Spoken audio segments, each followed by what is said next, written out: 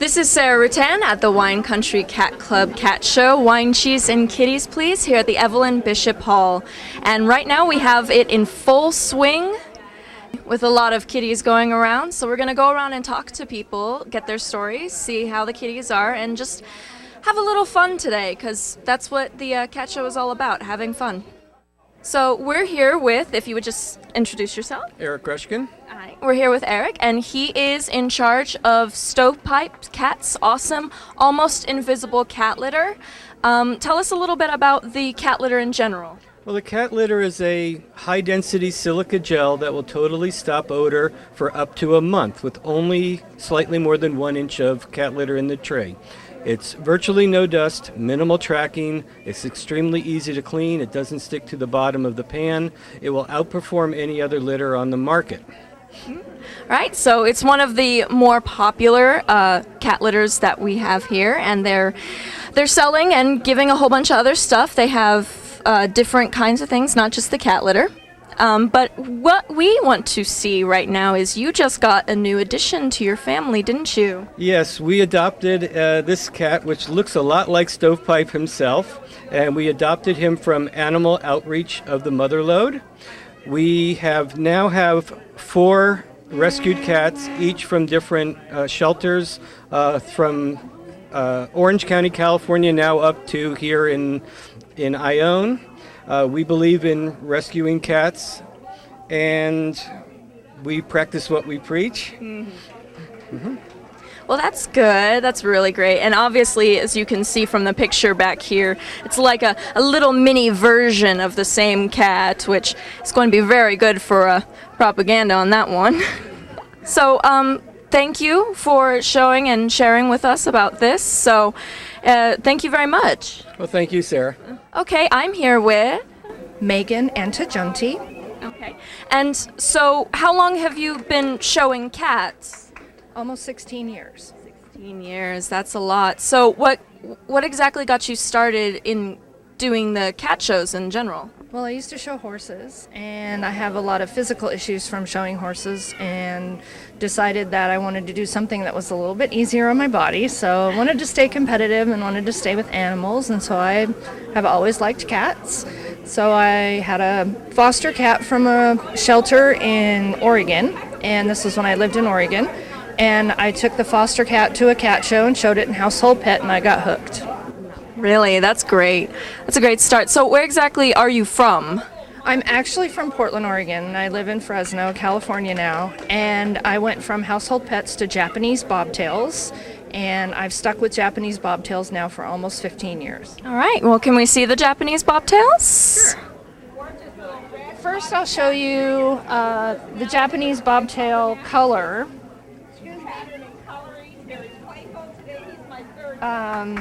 Mostly what they show now is the high white, but this is a high color boy. He's a brown tabby and white, brown spotted tabby and white, and his name is Godzilla, and he's here on exhibition at the show, and he's actually available for sale.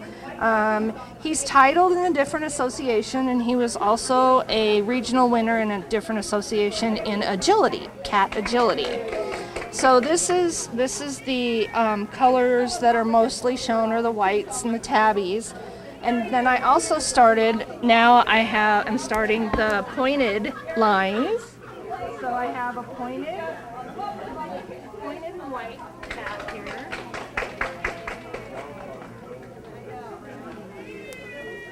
Stay, Godzilla, stay. Japanese bobtails are known for being very cunning and swift.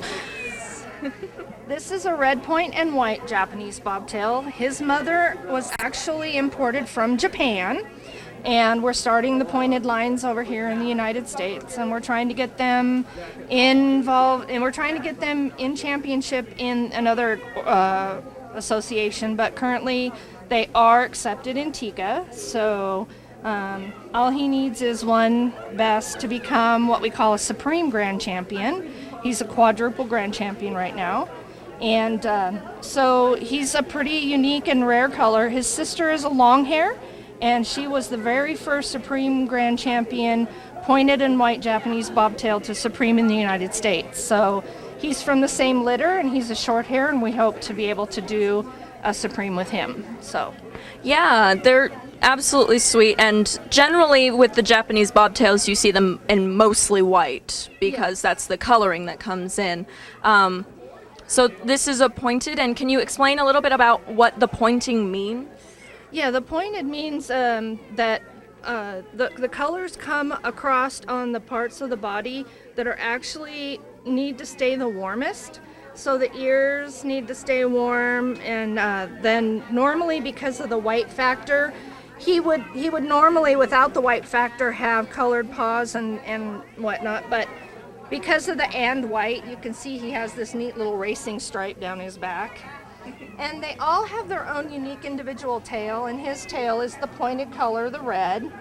And obviously with the Japanese bobtails, they have that tiny little stub tail, which is the standard for the Japanese bobtail. Right, they're never born tailless, and the tail cannot extend more than 3 inches away from the body in its current form. So it's not like if it were very kinked and quirked, and if you tried to straighten it out, it would be more than 3 inches. That's not what you're looking for. You're looking for that 3-inch standard within its current form, the way that it currently sits on the cat.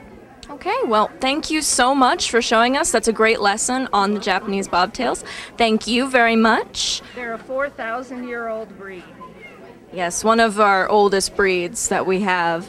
All right, well, thank you very much. Thank you. Thank you, Sarah. Mostly, let's start with just an introduction. So, I'm Diana Starr of Starlight Photography.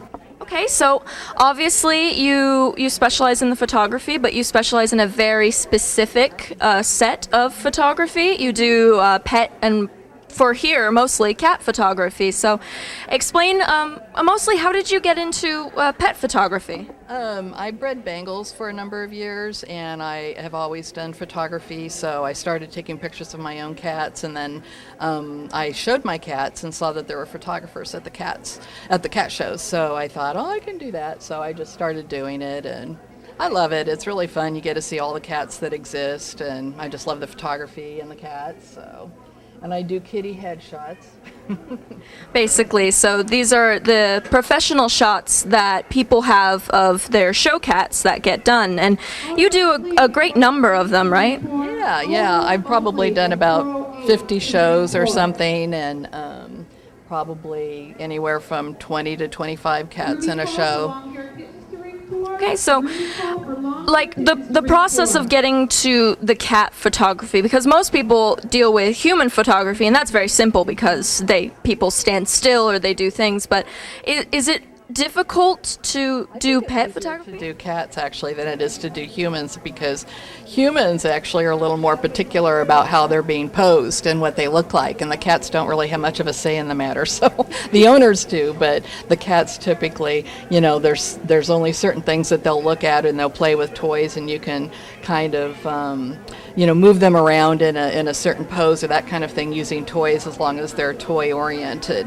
But and that's really the key. If it's a kitty that likes toys, it's pretty easy to keep them on the table and take the photographs. Okay, so again, obviously with the whole setup that you have in here, you have to keep it very, very quiet and a little isolated so that the cats don't get spooked. It's all totally enclosed with the tent, and then I have the strobes, so it's all pretty enclosed, and the lighting's very controlled so that we can get the optimum setup to get the photographs of the kittens.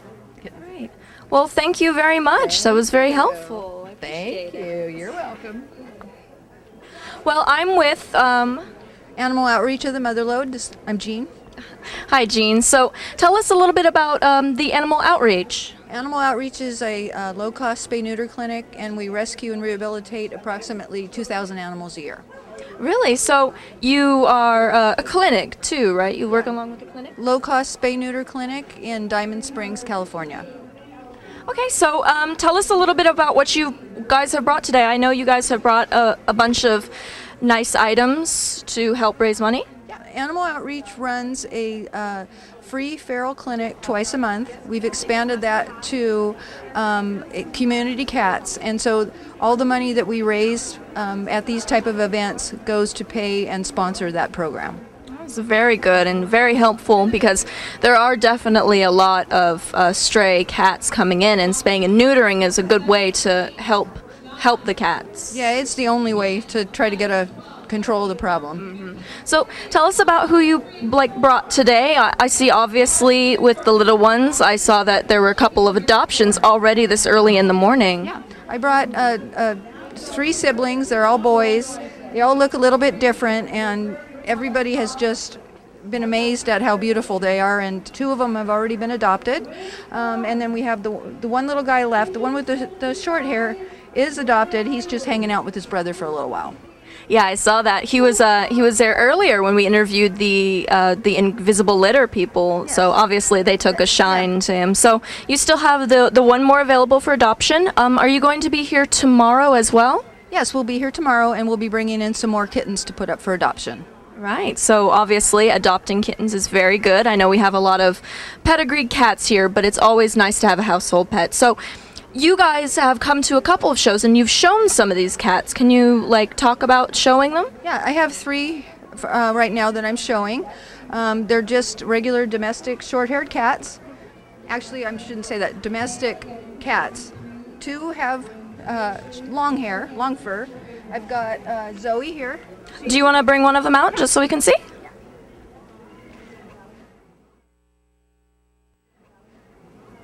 So these are the household pets, and household pets are basically non-pedigreed cats. They're the cats that you find in everyday households. They're the strays or the oopsies, as we call them. They're the cats that didn't quite make the standards, but they are the loves of everybody's household and heart. So And you can't go wrong with a tuxedo, so we decided to show 6-month-old Zoe, and she's doing really well.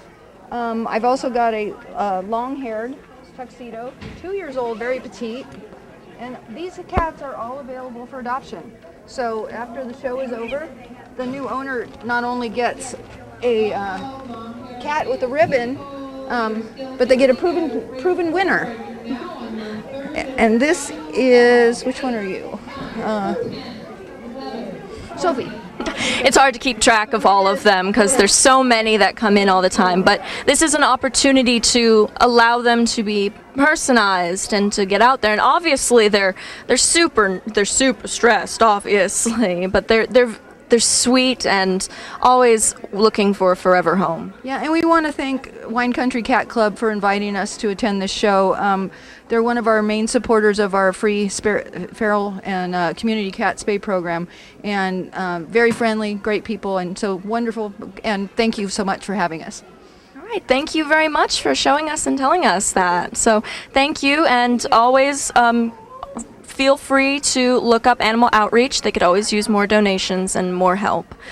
So right now we're watching as Judge Kitty Rutan, who happens to be my mother. She is an international judge. She's right now working with the short hair kitten class, which means they're kittens under 8 months old, and they all fall into the category of short hair. She's right now judging. She just finished judging a Sphinx, which is the naked cat of the cat show world. If you can obviously tell, it's got no fur on it, but they're very sweet. And the judge basically takes a look at every breed and every color of cat entered, and there's a system behind it. First, they start with the coloring of each breed, like a different color. Sadly, there's only one Sphinx right there, but that's a black Sphinx. It's a black-coated Sphinx, although you can't tell because there is no fur. If there was another one, it'd be like a white Sphinx. She would judge them both separately based on the coloring.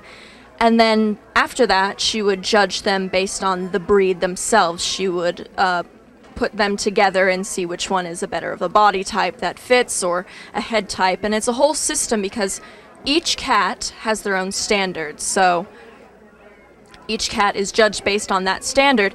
What she just placed up is the best of color and best of division. Because that Sphinx is the only one, it gets the best of color and best of division.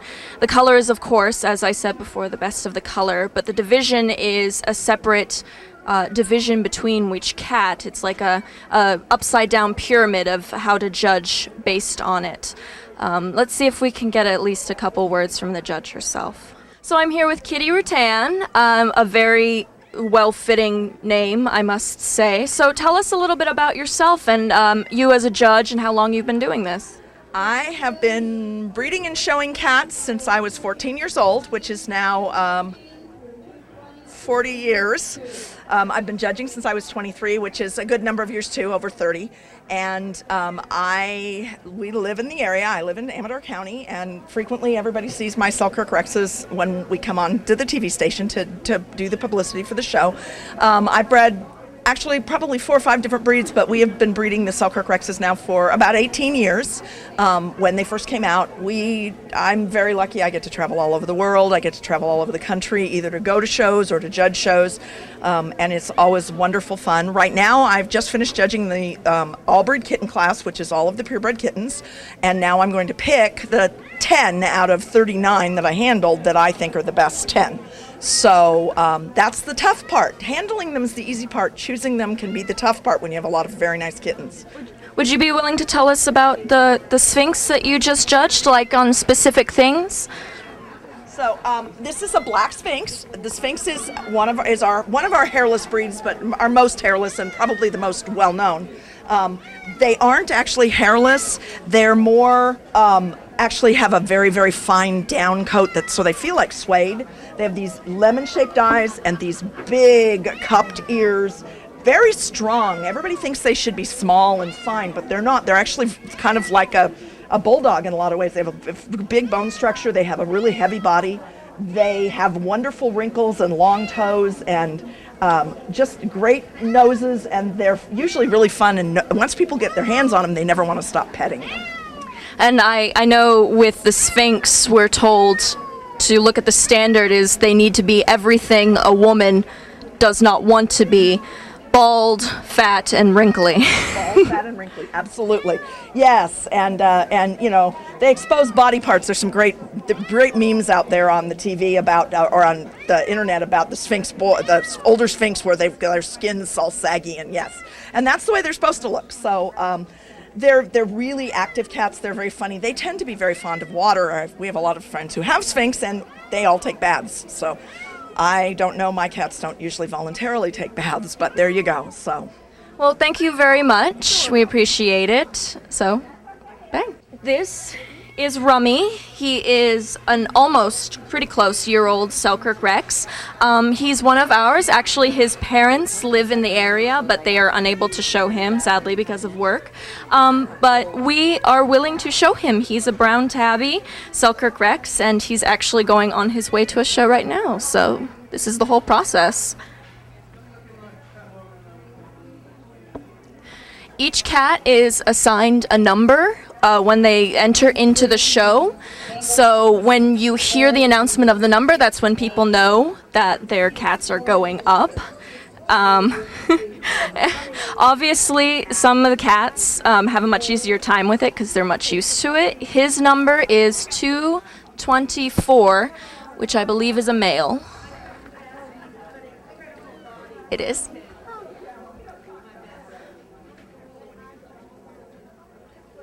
And the cards obviously have blue and pink for the different genders of the cats, but basically, whoop, there we go. And now he's all set, so now he's going to get judged, and when the judge is finished with him, you just pick him up and take him back to the ring, to the place where he originated from. My name is Ann Charlotte Joseph. All right, so where are you from? I'm from Santa Clara, California. Santa Clara, so that was a bit of, did you drive down? I drove up here yesterday, or down. Is it up or down? Up, I think. Up, yeah. North, yeah, I'm pretty sure. I get that confused as well. So you're obviously showing this beautiful cat. How long have you been showing?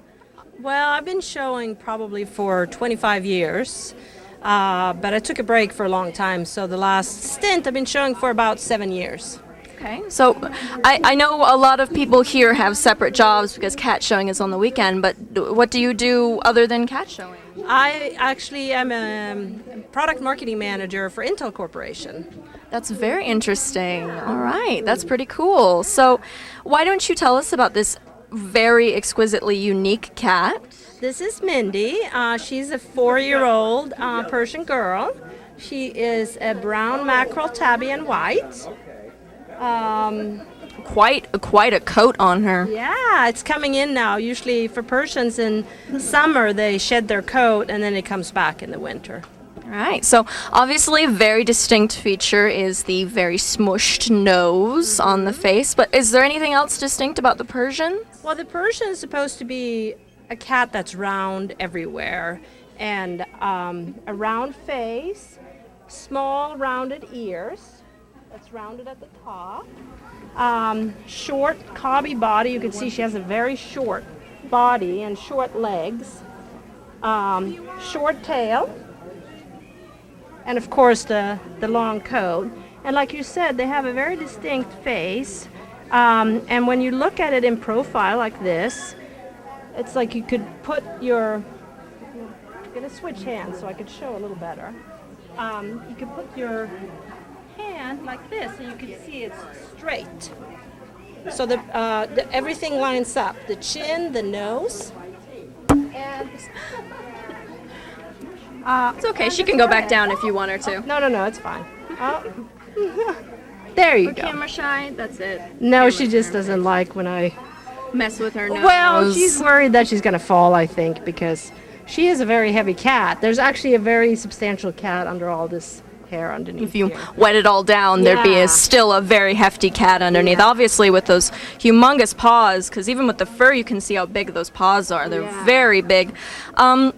So this is a coat that is one of the most difficult coats out of all the breeds to deal with. So, like, how did you learn how to deal with this coat, and how long does it usually take? Well, it depends kind of on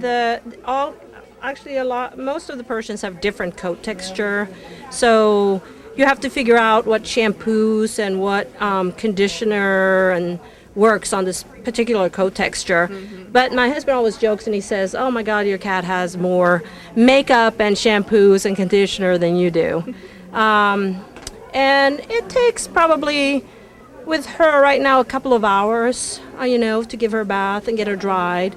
As more coat come in, it can take 3-4 hours to get them completely dry, because you have to really make sure that they're dry all the way into the... But in the end, it's definitely worth it, because obviously it's a very, very beautiful coat at the end of the day. Yeah, it's a labor of love.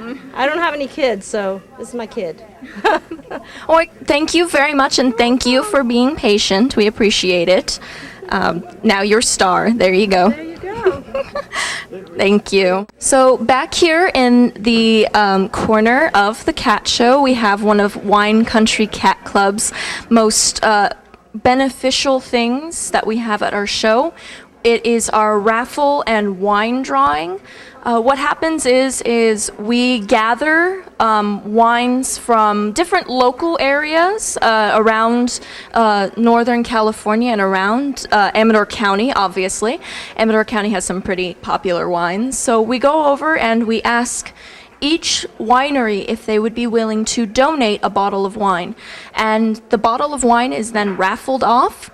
And all proceeds for the raffle goes to Animal Outreach, which we interviewed earlier, and to help the kitties and the shelters in need. And we use this as a way to definitely help both the community in all, because the wine comes in from our locals, like the Andis and the Dry Town Cellars, and that helps promote to people who are out of town or from a different state, and they all come for the wine, because the wine is the best part about the show. That's the wine and the kitties. But we also have the regular raffles, which are just prizes that people get. Wine Country Cat Club accumulates it, brings it all together, and it's different knickknacks and fun things and things that people want, but all of the proceeds do go to a good cause. So we do use the raffles for a good cause, which is a very interesting piece, but it's all very fun. And later on, we usually have at least a wine tasting, because that is the major part of the fun around here. but it's for a good cause. So this is part of the judging process. This is Lorraine Shelton. She's one of our fairly newbie judges. She just became a specialty judge very recently, so she's one of the newbie judges. Right now what she's doing is she's picking her kittens for her long hair kitten final, and this is all of the 8-month and unders that have the long hair. So we saw the short hair version and now we see the long hairs. So she's going through. She'll have a top 5 because she only had less than 20 kittens in the class, and if it's less than 20 it's top 5. If it's more than 25 it's top 10. So right now she has just chosen her top 5 kittens for the final, and she's going to announce the final right now. So she goes about by which kittens she highs over the others. So she goes from 5, 4, 3, 2, 1 with the breeds, and each one she picked because she liked the way they fit the standards of their kittens. So she has, what she just had was the ragdoll kitten, and then we saw a Persian, that's a pure white Persian, and then over in the corner she has 2 others. She has a Somali and a Turkish Angora. So there's at least 4 different breeds that she liked above all the others in that ring.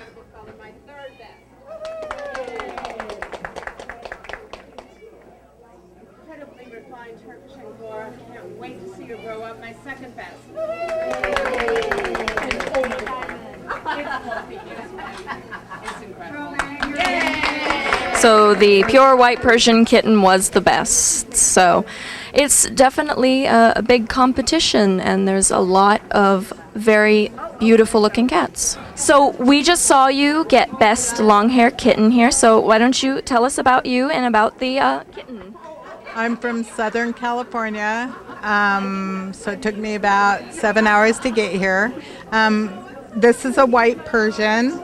He's 6 months old. His name's Nate, and a lot of grooming, a lot of work, but a lot of fun. These shows are a lot of fun. All right, thank you. So he just got the best, so we're very proud about that. Yes, I'm so proud of him. Well, congratulations. Thank you very much. And gonna go because he's obviously a kitten and wants to go do stuff. Thanks. Thank you.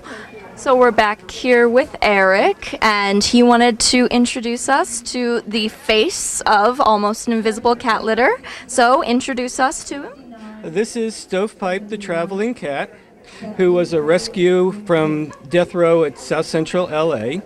And he's known on the internet as Stovepipe the traveling cat because he goes everywhere with us.